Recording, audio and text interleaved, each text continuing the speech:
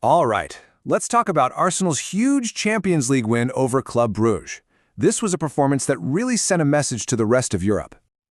Okay, let's jump straight in with the only number that really matters from the night, 3-0. Just a totally commanding win for Arsenal, and it puts them in such a great spot in their group. So what this win does is keep their perfect record going. And it pretty much guarantees they're going to top the group. And that's huge, because it means they'll probably dodge a really tricky playoff game. So the question is, how exactly did they pull off such a comfortable win in Belgium? Let's break down the story of the match.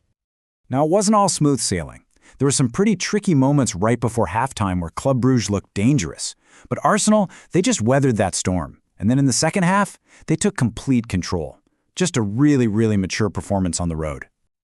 And look, while the whole team played well, there was one guy who just completely stole the show. I mean, he was on a whole other level. Check out this number, 9.10.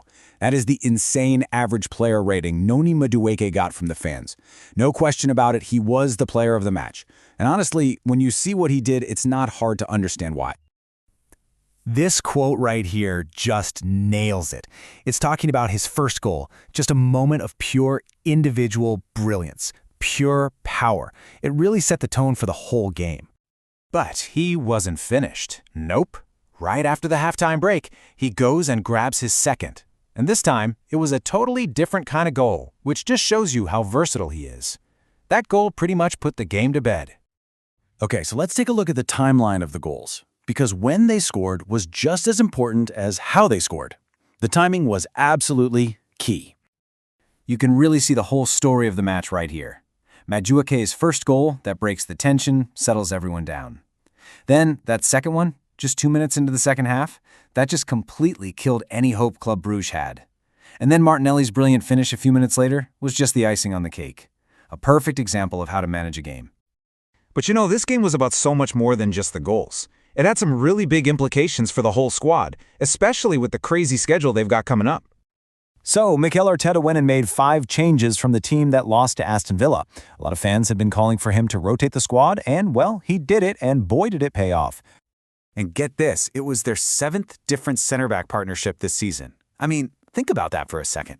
Despite all that chopping and changing, they handled things really well after a bit of a wobbly start. It just goes to show how much depth and flexibility this squad has, which is something you absolutely need when the games are coming thick and fast. And on top of the great team win, the night had a couple of massive feel-good stories. We saw a star player finally make his return and a super exciting young kid make his debut.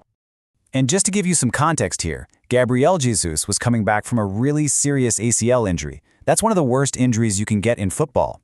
Being out for 342 days, that's a huge mountain to climb, both physically and mentally. So for him to come on for 30 minutes, look sharp, and even smash a shot off the crossbar, that's just massive for him and for the club. This win just puts a stamp on their incredible European campaign so far.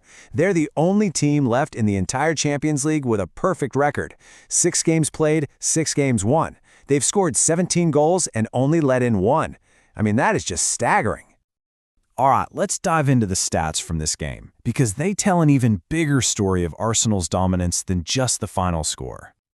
At first glance, you might see the total shots and think it was a close game, but that doesn't tell the whole story. The real difference was in the quality. Arsenal had more shots on target, which means they made the keeper work more. They won more corners, creating more pressure, and as we're about to see, their chances were just way, way better. So this chart shows something called expected goals, or XG. Basically, it measures how good a chance is, and what it tells us is that, based on where they were shooting from, Arsenal should have scored almost 3 goals. Club Brugge, just 1. The final score pretty much perfectly matched the quality of the chances each team created. It's really telling.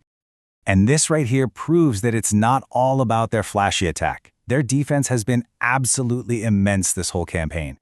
Think about it. They've allowed the fewest shots on target of any team in the competition. And they did it here with a brand new center-back pairing. That is just incredible. So, when you take this dominant win, add it to their perfect record, and then you throw in the fact that key players like Gabriel Jesus are coming back, well, it leaves us with one really big question as we head into the knockout rounds. Are Arsenal now the team that everyone else in Europe should be afraid of?